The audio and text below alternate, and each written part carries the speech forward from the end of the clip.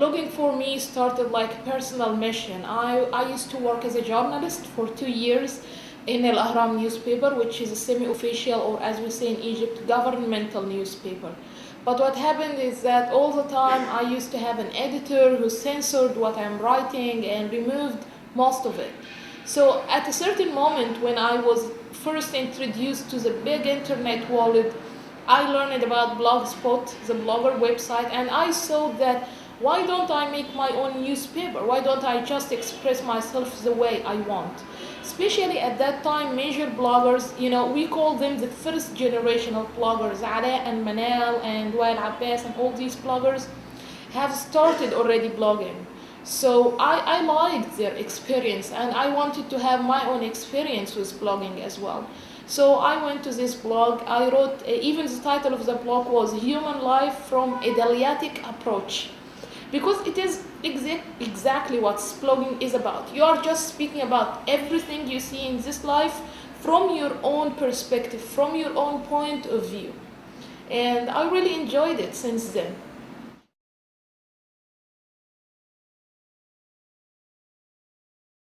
Me and the other bloggers were facing problems all the time. I myself have been very close to arrest before because of a survey I made on my blog about who Egyptians want to be the next president. And the next day I found police under my balcony waiting for me, and I had to escape, and I did so many adventures to get out of the situation. So so actually we were intimidated. But the most beautiful thing about the internet is that you can never control it. You can shut my mouth, but there are other hundreds of people who will speak on behalf of me, who will use the internet to make sure I will be released and my mouth will be opened again and I will be able to speak my mind again.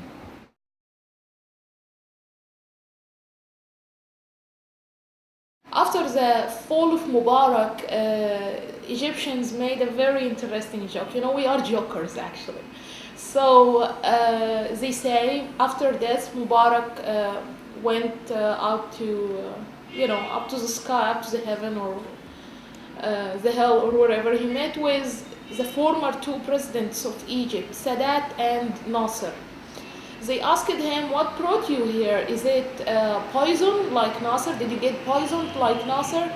Is it, or is it a gunshot like Sadat? Have you got a gunshot and assassinated? He replied, no, it was Facebook.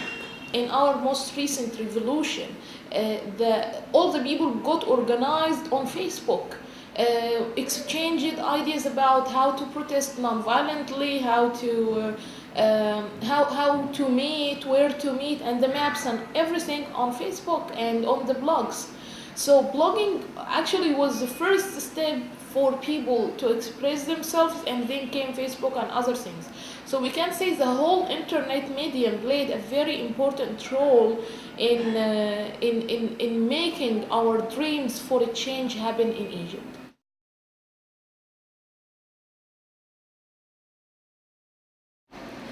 I believe that the revolution took place in Egypt because people became, the situation is became unbearable anymore. Corruption has reached its highest level.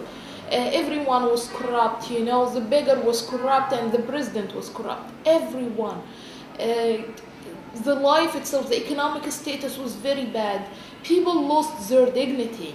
And I think this is what you can see in the streets now. People are still suffering from poverty, still suffering from bad economic situation, but at the same time, they want their dignity back, and that's why the people made the revolution. We were humiliated in a very bad way, tortured in police stations, mistreated by anyone who have an authority or power over us. It was horrible. The situation was really, really horrible. And I think the straw that broke the situation here in Egypt, it was what happened in the parliamentary elections just a few months ago. By the end of 2010, people just couldn't accept it anymore. Like the National Democratic Party, which was the ruling party, was, practicing corruption now with a plain face. They are not even hiding. They are just, killing people and accepting it.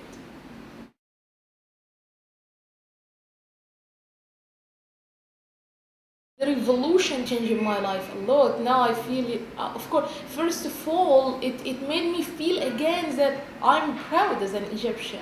It made me, win my dignity back. That's true. It's really a dignity issue. I feel like a human again. Now I feel that I have more space of freedom to do everything I ever wanted to do. Now I can go everywhere in Egypt to speak with the people, educate them about their political rights without having a policeman behind my back who wants to arrest me. Now I can speak freely about the president I want to see, about the future of my country, without having someone censor what I'm saying. So of course it's the beauty of freedom, and breaking the barrier of fear is what the revolution has given me and given all Egyptians.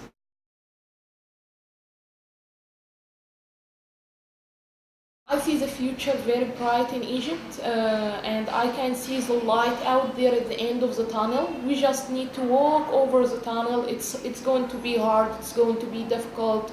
We will find a lot of stones, we may be faced by a lot of dangers, but we have to go through this way till the end. Because what's coming after ending this tunnel is really worth it. We will have democracy. All over our history of 7,000 years, we never practiced democracy. We were always ruled by someone who's imposed on us, either through occupation or even in the ancient Egypt times. Never. And in the past 15 years, through the military power, we never enjoyed this concept of selecting our own president, voting for him. So now we are going to make it. So it's really worth it. It's really worth it to suffer.